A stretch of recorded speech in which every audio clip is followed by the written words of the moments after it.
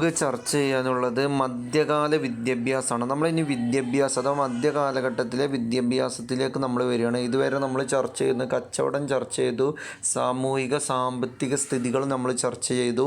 ഇനി നമുക്ക് ചർച്ച ചെയ്യാനുള്ളത് മധ്യകാല വിദ്യാഭ്യാസം. ഇവിടെ ബൊളോണ സർവകലാശാലയും അതുപോലെ തന്നെ കൊർദോവ സർവകലാശാലയും അഥവാ കൊളോണ യൂണിവേഴ്സിറ്റിയും കൊർദോവ യൂണിവേഴ്സിറ്റി ലോകത്ത് തന്നെ വലിയ പരിവർത്തനങ്ങൾ ഉണ്ടാക്കിയ അറേബ്യയുടെ വലിയൊരു സംഭാവനയായിരുന്നു കൊർദോവ സർവകലാശാല.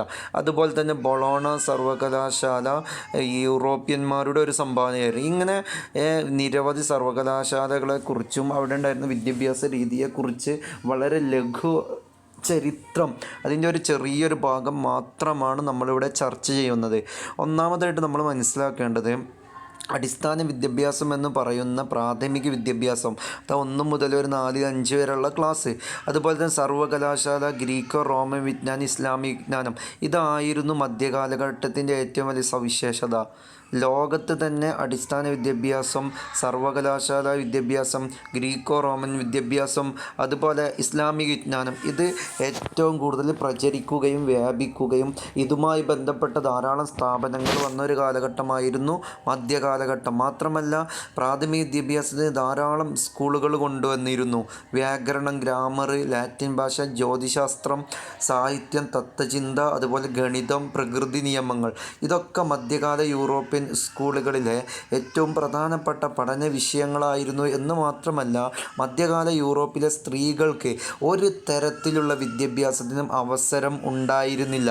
അവിടെ ആകെ വിദ്യാഭ്യാസത്തിന് അവസരം ഉണ്ടായിരുന്നത് കന്യാസ്ത്രീകൾക്കും അതുപോലെ തന്നെ വളരെ അപൂർവമായിട്ട് ചില പ്രഭുക്കന്മാരുടെയും അതുപോലെ തന്നെ ഭരണാധികാരികളുടെയും മക്കൾക്ക് മാത്രമായിരുന്നു. അഥവാ യൂറോപ്യന്മാർ സ്ത്രീകൾക്ക് വിദ്യാഭ്യാസം നൽകാൻ തയ്യാറായിരുന്നില്ല. സ്ത്രീകളുടെ വിദ്യാഭ്യാസത്തെ ഏറ്റവും കൂടുതൽ നിരുത്സാഹപ്പെടുത്തിയിരുന്നു.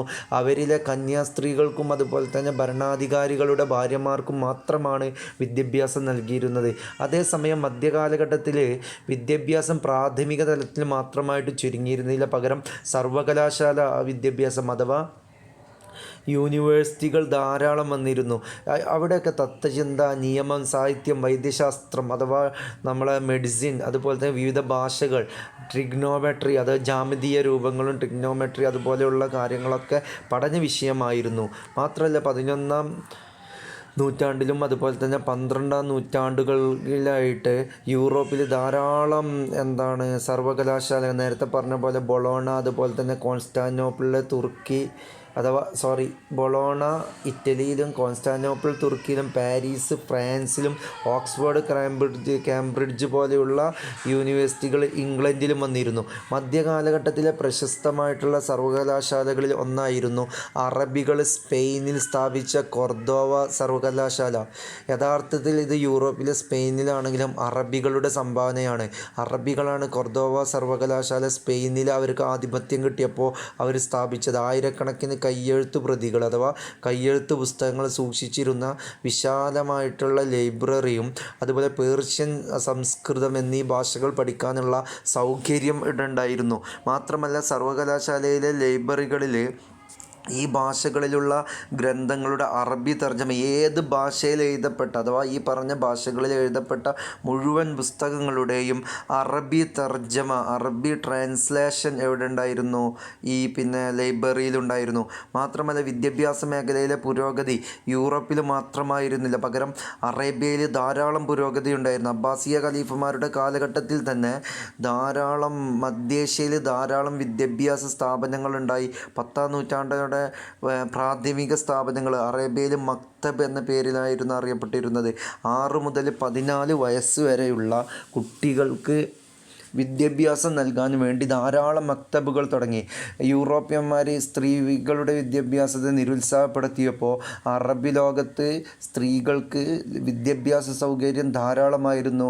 സ്ത്രീകൾക്ക് പഠനത്തിലൂടെ ഇജാസ് എന്നുള്ള ഒരു ഡിഗ്രി നൽകുകയും ഈ ഡിഗ്രി കിട്ടിയ മുഴുവൻ സ്ത്രീകളും അധ്യാപികമാരായിട്ട് അവർ വിവിധ സ്കൂളുകളിൽ ജോലി ചെയ്യുന്ന ഒരവസ്ഥയിലേക്ക് അറേബ്യൻ വിദ്യാഭ്യാസം എത്തിയിരുന്നു.